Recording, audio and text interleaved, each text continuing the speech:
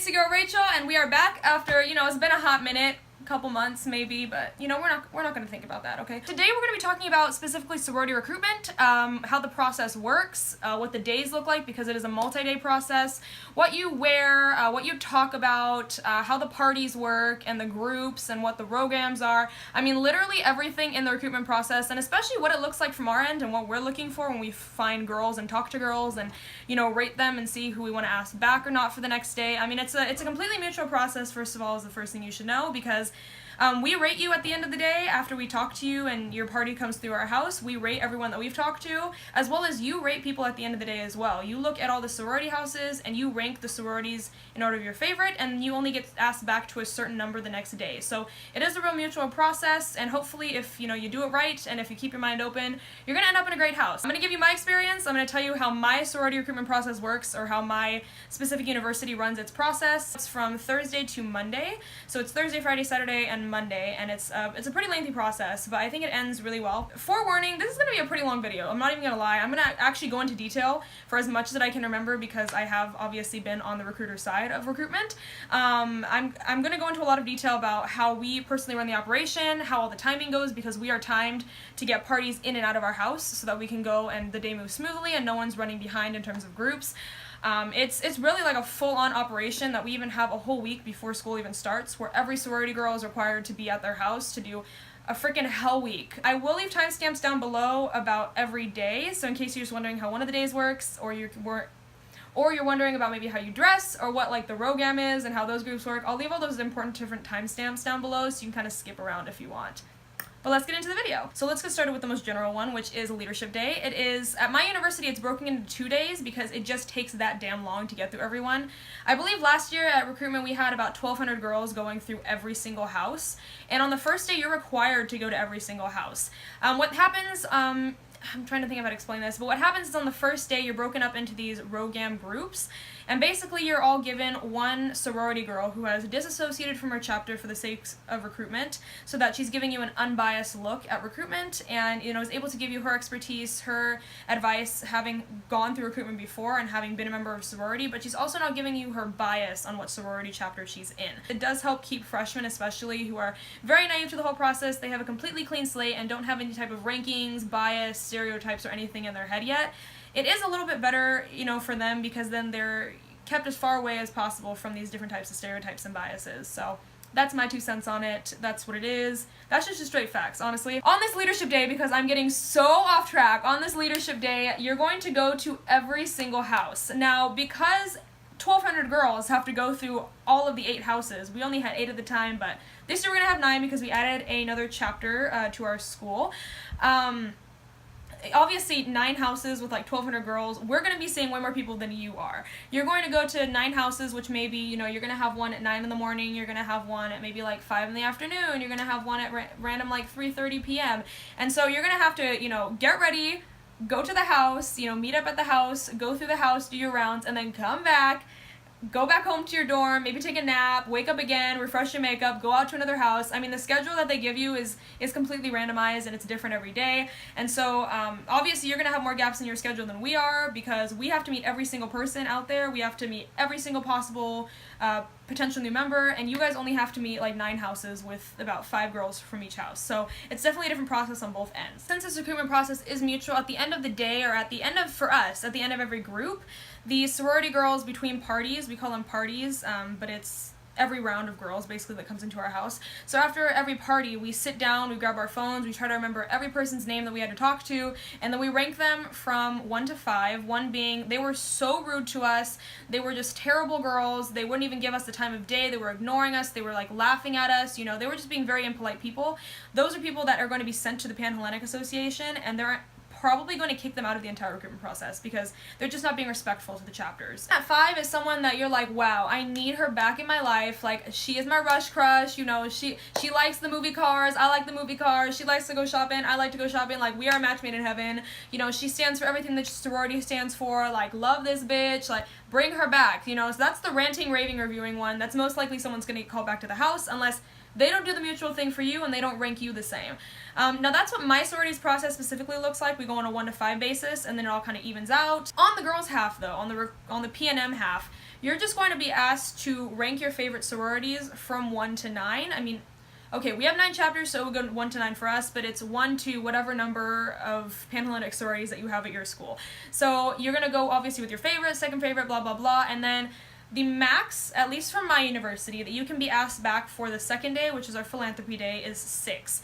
So how it worked last year is every day you would knock 2 off your list, and of course it would go on that mutual process. Most of the times, at least in the beginning, it would go in the PNM's favor because, I mean, we really enjoy talking to everyone that we talk to. At least on the first day, it's not that hard to have small talk with people, and so it's in general hard to get vibes from people if you're only talking to them for like, what, 5 minutes of a day. It's enough to get like, hi, bye, what's your major out? So yeah, the PNM side looks a little bit different in terms of ratings, but it evens out at the end of the day. And then the next day, because like I said, at my university, our leadership day is 2 days, so you're going to go through this whole going to 9 different houses for the first 2 days. That's the Thursday and Friday for us. And then the Saturday, you're going to come back for a Philanthropy day, where we talk about our philanthropy. I know my sorority personally will do a video of our national philanthropy. Ours is speech and hearing, and so we do this whole thing about these kids getting their, hearing aids for the first time. It's honestly a really heartfelt video. Like, I cry every time, and, well, we have like 10 groups in the day, and I'm sitting there like, like every hour. It's pathetic, but yeah. Every sorority should tell you a bit about what their philanthropy or their national service project, how they give back to the community. They'll tell you more about that, and then towards, the conversation part of it, you're going to be steering the conversation more towards philanthropy, such as what kind of volunteer work have you done in the past? How do you expect to get involved and give back to your community in college? Or, what is your specific kind of target group? Do you like to work with children? Do you like to work with maybe like Make-A-Wish or something like that? Or like the elderly? Like, what do you like to give back to? What is your demographic? What is something that personally touches your heart? And so that's usually where the conversation starts to lead. By day 2, we're supposed to be having more meaningful conversations other than that general, so what did you do in high school? Where are you coming from? What's your major? It's supposed to get a little bit more tiered and a little bit more specific, down to people's actual passions, down to what they're about, down to their actual kind of material kind of content in their, hearts and souls. So by day 2, you should be having a little bit more of a narrow conversation, and I think that the philanthropy is always a good way to open that up. So now we're on to my favorite day, which is the third day, and that is Sisterhood Day. So Sisterhood Day is really relaxed, it's pretty chilled and, laid back, because by this point you should only have half of the houses that you started out with at the most. You may be asked back to less, you may be asked back to the full max, but you will only have at most half of the houses that you started out with at the beginning of the recruitment process. And so on Sisterhood Day, we release our recruitment video to everyone, which is my favorite part because it's so fun to film it. During Polish Week usually, which is our hell week to get ready for recruitment, we'll go out and spend a day recording footage across San Diego, at our university, in the house, and stuff, just to show off our sisterhood, what we love best about it, how cute we can be, all that stuff. It's all those cliche videos that you see on YouTube, that you see on like those college YouTube pages and Instagrams. It's just that cliche, like, sorority experience is going to be on Sisterhood Day. And also on Sisterhood Day, at my university at least, we do the house tours, which means you're going to get the full tour from top to bottom of what all the rooms look like, of what our kitchen looks like, where we have our meetings. I mean, you're going to get to go through the house and kind of see what the house looks like, if it's something you're going to want to live in the future, and, if you can see yourself being a member of this house. So I think that, honestly, that's probably my favorite part, because I like to snoop, I like to see what other people's houses look like, and during our recruitment, specifically, we'll have a mock house tour day, where we're going to switch it up with a sorority and pretend to recruit another sorority in the Panhellenic chapter, and I always love that day because I get to snoop the hell out of other people's houses. Now, I'm not going to say too much about this last night because the ritual kind of changes amongst the different chapters. It depends more on what the actual sorority's, history is and what they want to share with you about your private stuff, what makes them a sisterhood, and so I'm also not going to spoil what my sisterhood does, what the heck, but just know that it is a 45-minute session and you are with one girl. So you are sitting there for the 45 minutes, really talking it out, really getting to know this girl that you have already met, that you may have already had a connection with, or that one of the girls in the sorority thinks you'll have a really good connection with, and you are just really getting down to the raw stuff. It does get really emotional for a lot of the girls participating, and so this is why it's the most important night, because it really is one for both the sorority and the PNMs to feel, to see if this is the sorority that they want to be in, if this is the sorority where the girls care about them the most, where they're going to vibe with them the most, and if this is the one where they can see themselves being a real sister of for the next 3-4 years.